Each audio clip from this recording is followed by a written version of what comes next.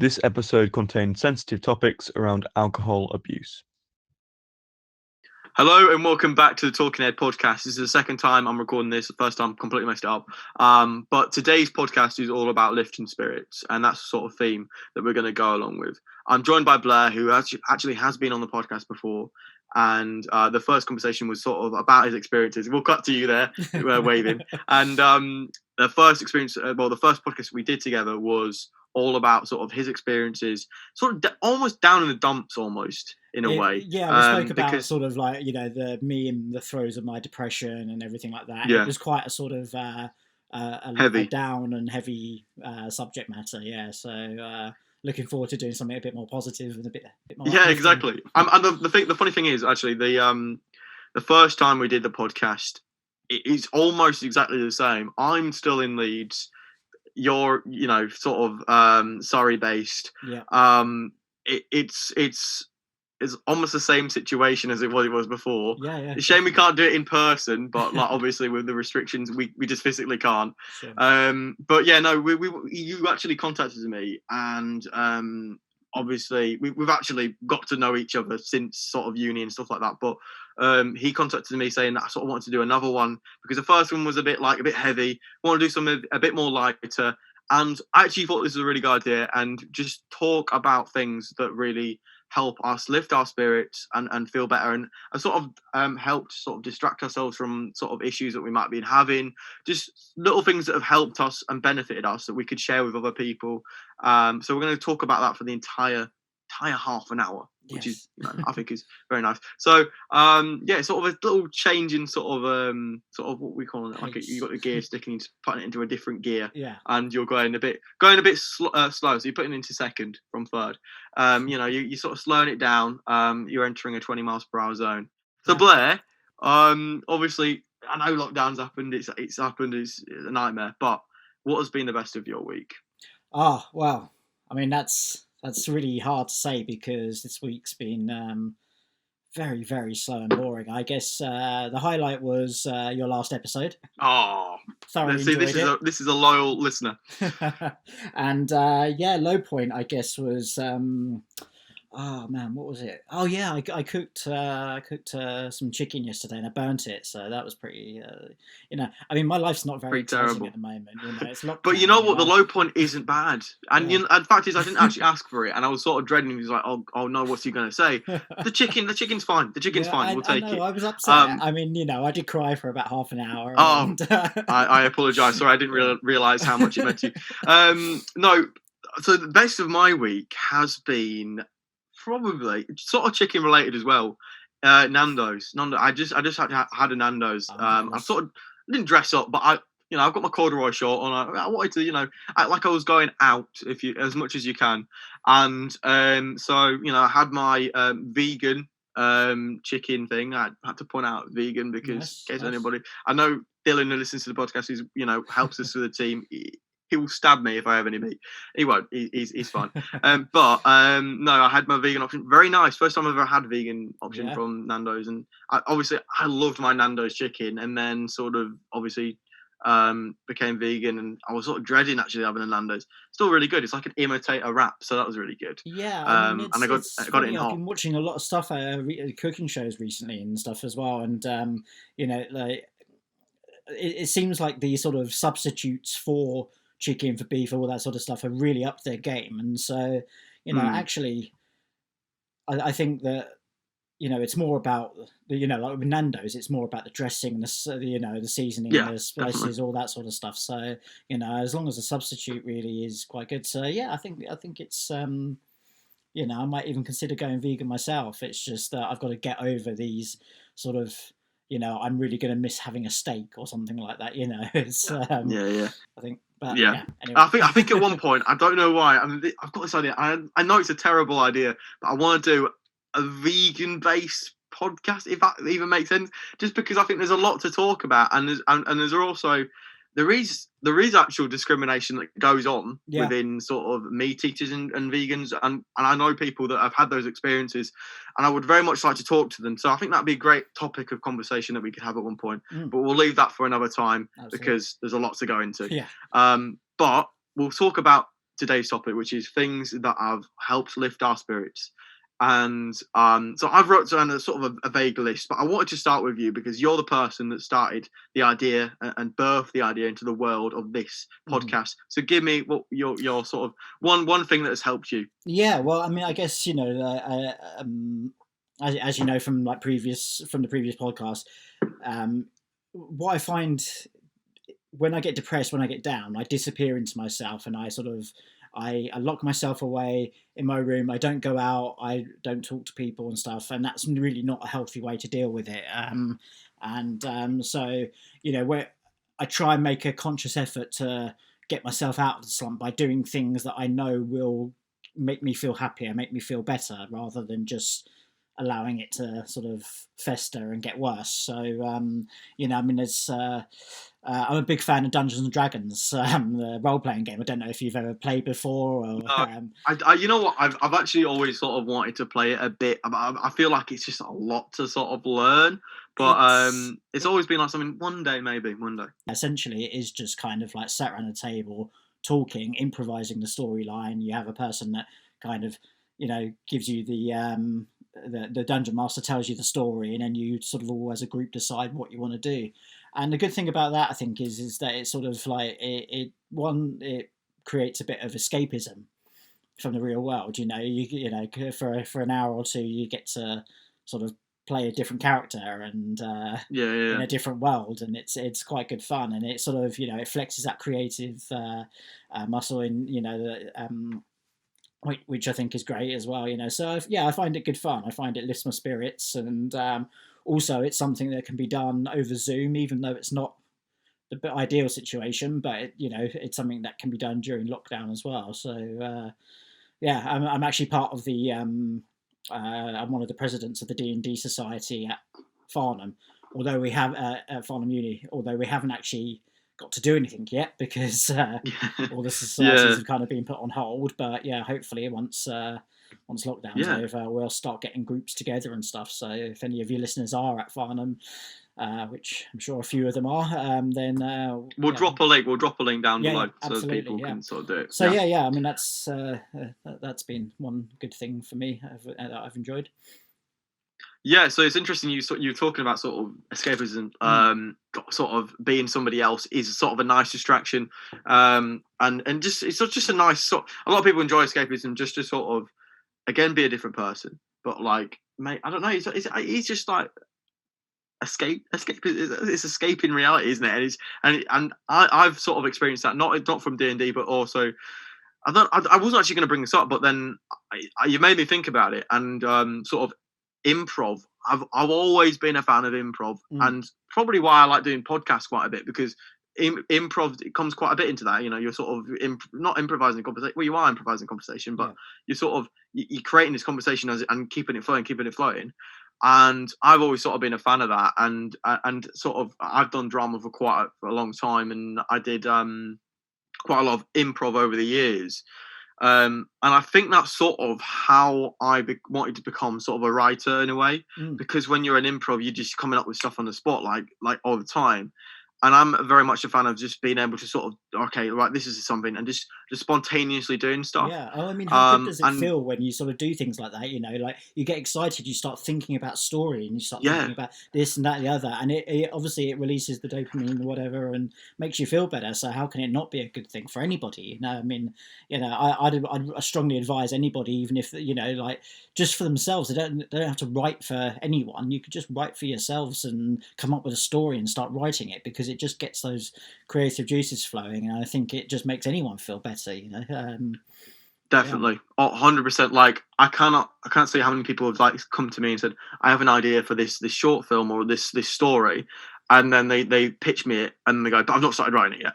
And I goes, how long have you had this idea? Oh, for a few years. Few years. Yeah, it's mental. And like, honestly, the best advice I can give anybody, and I know I'm not too experienced, but from what my own sort of experiences, and I've worked quite a bit over like the last year, is literally as soon as you think of something, get it down. And you might not finish it, don't worry about that, just get it down, and you'll notice sort of the things that you want to finish will come naturally. And so, and then again, when you finish like a story or something like that, even if you think like this is shit, once you finish something, the absolute amount of dopamine that gets released once you finish, like, creating something is immense, and that comes from like many things. Even just watching a film is once you've finished watching a film, you can say that you've finished watching that film rather than quitting halfway through.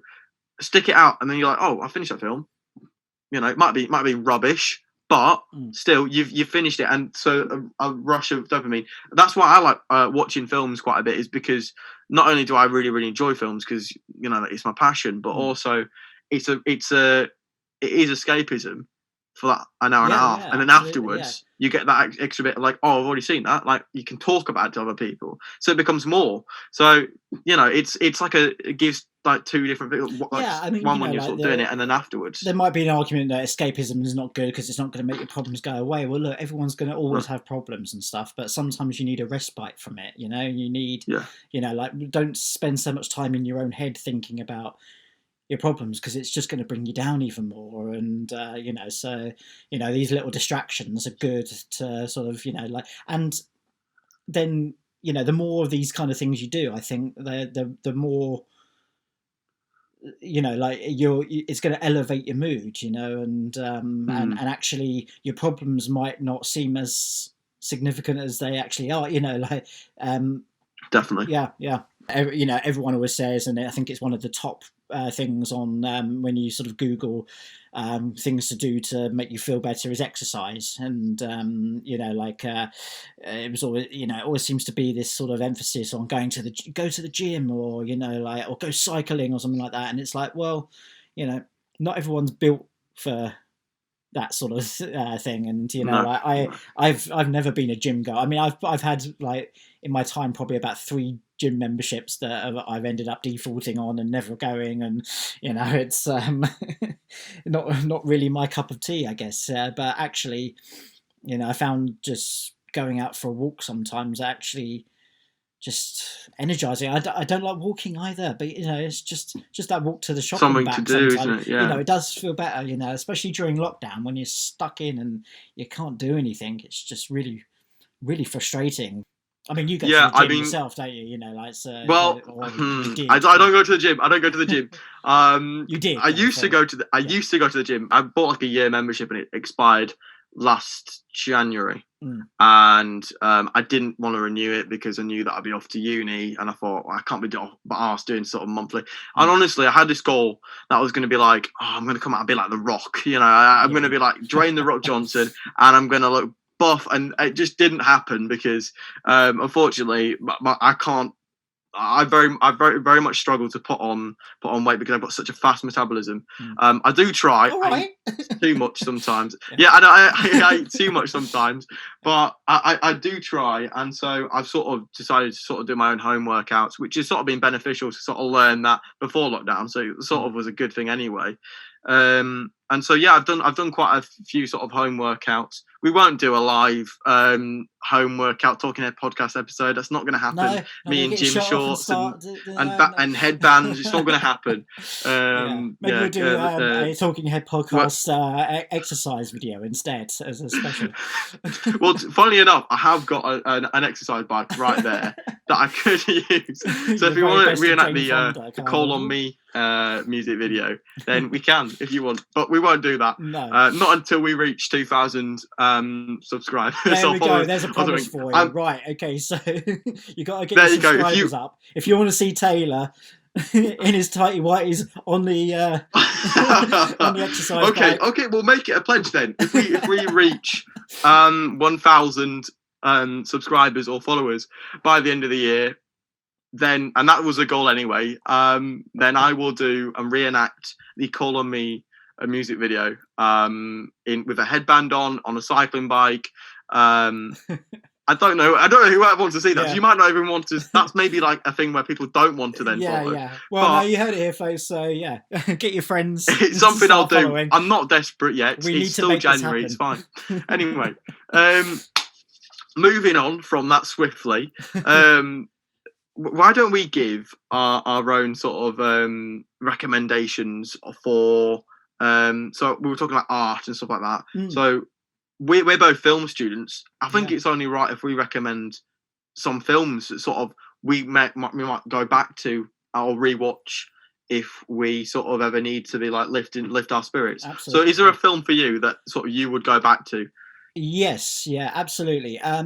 There's quite a few, but one of my things is that every Christmas I always sit down and watch the Lord of the Rings trilogy in a row, the extended editions or whatever. Those films for me just are, they are my favourite films, and they're just feel good, Like, I mean, the especially like the ending. I mean, obviously it's quite an old film now, so I'm not going to worry about spoilers. But there's I think I cry about 3 or 4 times just because of how good it makes you feel. Charlie and the Chocolate Factory, that's always a good one. Great nostalgia for me. Yeah, I don't know. They're normally sort of films that they're like guilty pleasures in a way, aren't they? But Yeah, and they might remind you of childhood or a certain time in your life or something like that. definitely. What about you?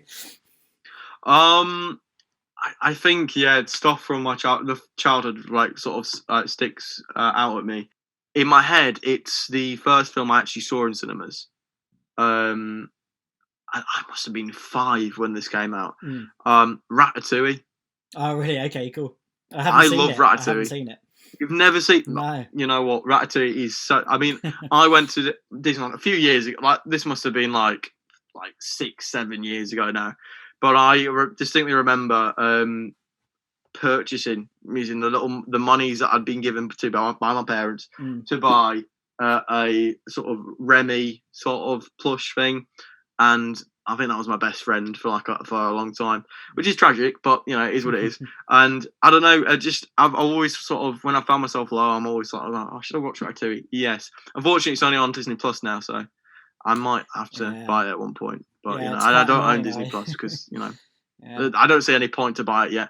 But that, and then Flushed Away as well. I don't know why. Flushed Away is a good film for me.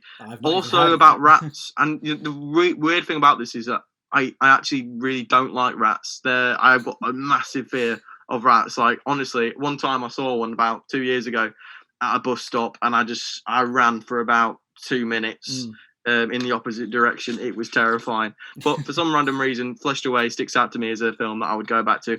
Yeah, so those are films that really stick out to me. And then we're talking about Christmas, Nativity as well.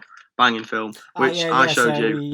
We watched that just before Christmas, didn't we? Or whatever. Yeah, we did. Yeah, and I'll stick by it. It's one of my favourite films. I enjoyed it. I didn't think I was going to like it. I mean, it started off a bit sort of like, and I was like, not sure about this, but I did enjoy it. Yeah. So again, sort of giving recommendations.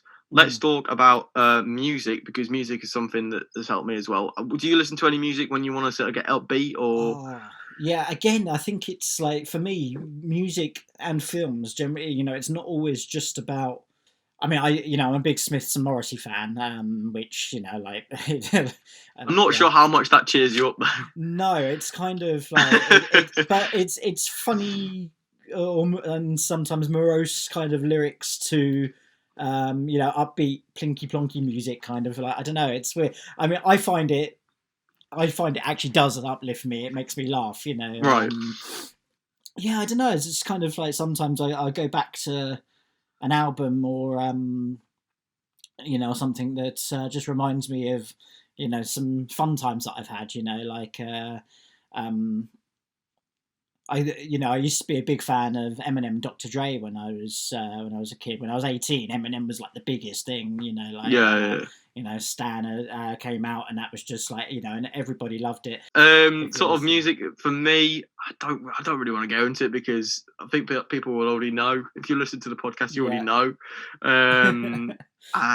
Basically anything indie at this point, I will listen to, because a lot of indie now is just very just upbeat, sort of like, just make you feel good sort of songs that often talk about these sad subjects, but just sort of make it seem really happy and sort of like. So I don't know, anything that you can dance to and have a bit of a boogie to, I'm down for. So and then sort of, do you read any books? Because I put literature down, and honestly, I'm one of the worst people for reading because I don't read. I know, I wish I read more. In fact, I actually recently had this book purchased for me. I'll show it up to the screen here. You probably can't you can read that I can't backwards. see it, Although no, but then I'm half blind anyway. no, Go on, tell us. What this is a book of poems, right? Oh, right. And I never thought I'd read poems, but honestly, the work of John Betjeman, I can't recommend enough. It's just very, very ironic sort of British poetry that is just like, it's so true to modern day. And yeah, I just bought that because it's really good writing material, like writing inspiration and stuff like that. Yeah. And it's just like, I don't know, it's just sort of very satirical and quite funny. So yeah. I should read more because again, it's the idea of completing a book that you can't. That's a really like big rush of dopamine I found from when I remember when I was young. I used to read all the time. Probably why I was a happy child, right? I think the last book I read was the Da Vinci Code when it first came out. Jesus, how old is that? Christ. And there's been three films about those things. Sorry, actually, no, tell a lie. I read The Catcher in the Rye last year. Oh, right, okay. Yeah, is it any good? I really liked it. I mean, I found it a struggle to read because it's about the sort of anxiety and the inner thoughts of one teenager. I mean, even though it's sort of set in the 50s and the language is different, but it's very relatable. And there comes a point in the book where it's going to go one way or another, and you don't want it to go one, but you kind of feel like it's going one way. And I found that really difficult. My anxiety, I had to sort of just finish it all off and read it all in one go when it got to a certain point, because I just had to know, and I had to get rid of that kind of like anxious feeling that I had for the protagonist. I mean, it was it's funny because it's like the J.D. Salinger who wrote it said that he never wants it. He's dead now, but never wanted it made into a film. So there'll never be a film of the book as long as. Well, I mean, I guess the Salinger estate will, as his family will uphold his promise, but maybe again, anything could end up then back being remade. Maybe Shakespeare didn't want any of his work reimagined. And then we've just completely and utterly done him wrong, and he's rolling in his grave. But I saw something recently. It was like there's a film about Bowie and called Stardust or Ziggy or something. Stardust, and he didn't want a film made about himself, but they made it anyway. Yeah. And it doesn't feature any of his any of his songs. Yeah. I find completely bizarre. Like, how do you make a? Well, actually, it's funny. I'm a fan of Smiths and Morrissey. There's a film about Morrissey and Johnny Marr and stuff, but Morrissey didn't put his name to it. Didn't want anything to do with it, so it can't feature any of the songs of the Smiths or. So it's like it's kind of like a Bohemian Rhapsody or Rocket Man kind of documentary with a bit of dramatic flair, I guess. But this one doesn't feature any of his songs, so it just kind of fell short, really. I think it becomes a point where you sort of you want to adapt something, but then is there really any point if there's going to be so many obstacles that you can't really create? Another dangerous sort of topic that I put down, because I say dangerous because it is retail therapy. Okay, the two words, and they're dangerous words because do we recommend that? It's a dangerous thing. Retail therapy, I think, can be a great thing sometimes. If you're if you have some sort of money to your name, and I know that at the moment is a tight time, so a lot of people don't. But sort of, even if it's something like not inexpensive, but not something like, it doesn't have to be like a £200 hoodie. Like people will spend the massive designer brands and all that stuff. There's like literally a small little addition to your wardrobe sometimes can make you feel a lot better. I found that. I mean, literally, I wanted a corduroy short for ages, right? And I was like, my mum was like, "Well, do you want anything for Christmas?" I was like, "Can I have a shirt, please?" If I was wanting a corduroy shirt from ASOS. And I know, it's not going to be mentally expensive, but this is one of my staple pieces now. Like a little bit of pizzazz to your Yeah. wardrobe can I make you got, feel better. you know, because I didn't go home for Christmas or New Year or anything. You know, it's, relatives sort of gave me money instead, and so I decided to buy something that I've always wanted, and never really. I bought myself a sword. It's one of the replica. It's a replica of one of the swords from Lord of the Rings, but you know, I mean, it's essentially it's an expensive ornament, you know, but yeah, I love it. I don't know. I was so excited when I ordered it. You know, like it came from France. It took about 5 days to arrive or something like that, which was like really quick. But every day I'm checking like the shipping thing. I don't know. Yeah, it's just kind of like I was excited about it, and when I got it, it felt great. But you must have like done a bit of like hanging it, like holding it in your hand and being like, yes. Oh yeah, in the back garden. Yeah. I was at least once a day or something like that. Yeah. I slept with it. No, exactly. It's great. No, that's good fun. I'm going to order. I'm decided I'm going to start collecting them because actually, you know, it's something that I've always wanted to do, but just not really ever just push myself to do it. But now I've got one. Yeah, I would just advise never to go overkill on it because then you know you end yourself looking at your bank and then you're going, probably shouldn't have done that. Take it from someone who's had a lot of debt. Like, maybe we shouldn't have shared. Don't put it on credit cards and don't get loans because it's that will haunt you for life. Yeah, no, just be careful and never spend more than you have or can comfortably spend. That would be my advice. I was gonna like just talk about sort of stuff that spontaneously come to mind when we just sort of think about what gives us happiness. Actually, one thing recently, go on, you start. Drinking. Now, drinking's a really difficult thing because it's fun to drink. Everyone likes to drink, you know, and you know, but it's the way it's done that is. Somebody said to me years ago, like when I was a kid, like they said, "Oh, drink to remember, not to forget." And that always stuck with me actually over the years, you know. And I mean, you know, it's really true, you know, like you know, you should drink to celebrate good times and have fun with friends and stuff like that. But yeah, don't let drinking sort of become one of those things. Don't let it become an escapism from feeling down or whatever, you know, like so. Which, you know, again, it's really hard to do because, you know, I mean, I haven't had a drink this year yet, but I really do fancy a drink. Yeah, I just don't want to sort of sit here on my own watching TV, having a beer. I mean, I've never really been someone like that anyway. Yeah, I much prefer social drinking, you know. But no, yeah, definitely with the drinking thing, I can relate.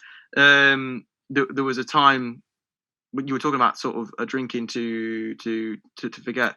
I'd completely I'd messed up on something earlier in the year, and immediately after it happened, I was like, oh, I can't do this. I've got to have a drink. And I just went. It was like literally about 1 p.m. I just went, oh, I just need a drink. Just like, and I was drinking to forget. That's what it was. Yeah. But I've always been much more of a social drinker, so I don't know. So don't let your feelings sometimes get the better of you in that way, because drink can often make you feel a lot worse if you're already in that bad situation. Yeah. So drink responsibly.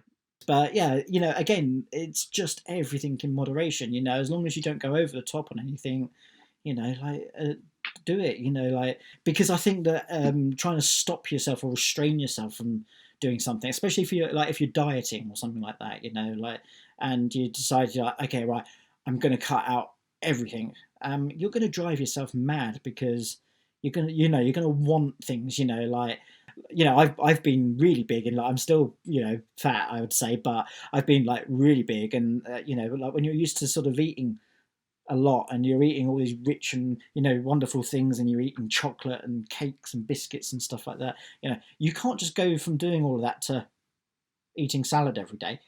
You'll go mental trying to do that. Of course, yeah. Just if we can quickly just jump back to retail therapy, and then I've got another thing sort of to say, so we can sort of wrap this up. But the retail therapy one, so sort of relates to the creative one as well. So I'll sort of put it all into one. Yeah. In the, I'd say second lockdown, like October time. October, it was basically all of November, right? Where nothing was sort of going on. I've always wanted to play the guitar. finally decided I'm going to buy a guitar and an amp, and it was expensive, but honestly, it's been one of the best purchases I've ever done, because it's something that I can just, again, it's a bit of escapism. I can just sort of learn a song and just play it and stuff like that, and just come up with my own sort of chords and stuff like that. So it's a nice thing. It's a nice thing. Instruments, would recommend if you're interested in getting an instrument. Try it. I know a lot of people buy instruments and then never do it. I've done that before. There'll be people out there that will have sort of things that thought, oh, one day I want to do this. Do it now and see how it works out, because it might make you a bit more happy. What I want to talk about before we sort of think about ending this is really the main sort of point of the podcast, and we've talked about it briefly, is just sort of like being social and all that stuff. But like talking to other people has been a great way that I've found myself sort of just not distracting myself, because sometimes I've talked about my own issues and it's made me happier afterwards. Yeah. Releasing it onto somebody else and being like, this is sort of what's going on, but just talking to your mates and people that make you happy is, I mean, it seems obvious, but like honestly, one of the best things that you can do.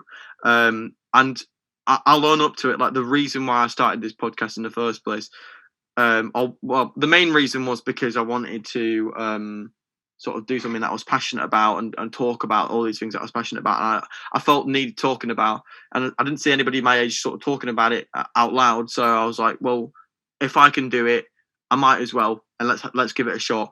And the other reason was because I just wanted to talk to people. Like, genuinely, I was going through a rough patch when I was starting the podcast, and I just needed an excuse sort of to just talk to people. Yeah. And the podcast was a great way to do that.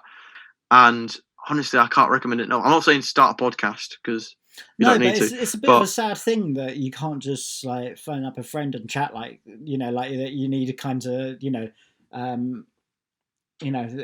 I think people need to be a bit more open and a bit more sort of like everyone texts and or WhatsApp or something like that, but actually the kind of the art of phoning someone up, or even just a Zoom conversation or something like that, actually it does lift the spirits. It does make you feel better. It's just like talk to your mates and just do stuff. Like, even, and I am a big advocate of like the face-to-face sort of thing. So we've always sort of, the Talking Head podcast has always sort of been sort of a face-to-face conversation, even when it's just been audio.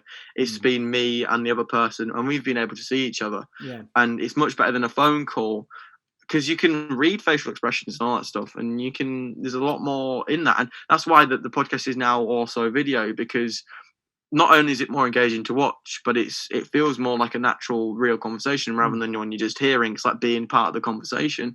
And I hope that people do benefit from seeing our podcast and sort of gives them something to maybe look forward to, or make them sort of feel like they are part of the conversation, because all the audience are part of the conversation. We're trying to up the amount of sort of ways we can interact with you people and sort of get you involved and stuff like that. And we've always replied to every single message that we've ever got on the page. So honestly, if you do want to reach out and you just want to speak to anybody, I'm more than happy, and I'll put myself forward for that. I know how it feels. I do know how it feels to feel like you have nobody, because I've been like that. And maybe there's been times where I actually do have people, but I just haven't really even thought about it. I've not reached out and been quite antisocial. And I'm quite a social person, so it's unusual for me to not reach out to people, because I should be, because that's who I am as a person, right? But like, because I was so down in the dumps and convinced myself that I had no friends, I didn't do that. But I can tell to anybody that's listening to this, reach out and we'll get in touch and have a little bit of a conversation. Let's get talking. I mean, honestly, the podcast is one of the highlights of my week. It gives me something to do. It's like a weekly thing that I won't do on a specific day, and sort of in a way we all interact as a team anyway. We're all in contact all week, and we're sort of planning sort of different things and all the time. We've got a few things in the pipeline. I can't talk about them yet, but we've got a few things in the pipeline that we're sort of talking about. Some are more developed than others, but we're getting there. And so, yeah, we're working hard on getting that sort of done soon. So Look forward to that. I can't tell you what it is, so I don't know what you do. You don't know what to look forward to. but we have got some exciting stuff to do. I've got a few more things to do with fundraising to do. Stefan's got his fun run, so we're going to do some stuff with that. We can sort of announce that. We're going to sort of I don't know. We can show that your support actually has done something, which will involve in Stefan getting covered in custard and gravy. Hopefully, unless the supermarkets run out of gravy and custard the way they did with toilet paper. And I've enjoyed the conversation we've had today. To be honest, It's been nice, and it's been lovely just sort of having a bit of social human interaction with other people, and you forget other people exist, but they do, and it's nice. So thank you for coming on again. Yep, no problem. It's been a pleasure. And again, we're going to keep these conversations going, because it's more, I think, needed than ever that we sort of do promote this idea that we need to talk to each other. So, and that's been the entire purpose of the podcast. So, pushing it out, we're going to get one out to you every single week. Fingers crossed. Unless Boris says that Zoom calls are banned as well, which will then be a bit of a bugger. Then we'll have to do phone conversations. And then if he bans phone conversations, we are really scuppered. And I'm going to have to do a solo podcast, and nobody wants that. Well, maybe they do. I don't know. No, they don't. But they do want me on a bike machine at 1,000 followers. So if you are still like listening, and follow everyone. Yeah, exactly. If you want to see, they don't want to see me they don't. But if you want to see me on a bike, reenacting the "Call on Me" music video, in a vest and a headband on a bike, then if we reach 1,000 followers by the end of the year, then we'll recreate that. Thank you so much for joining us today. Thank you, Blair. And we will all see you next week, hopefully, for another episode. Keep safe, stay positive, stay corona negative, and have a good one. I'll see you next week. Talk to your mates. Goodbye.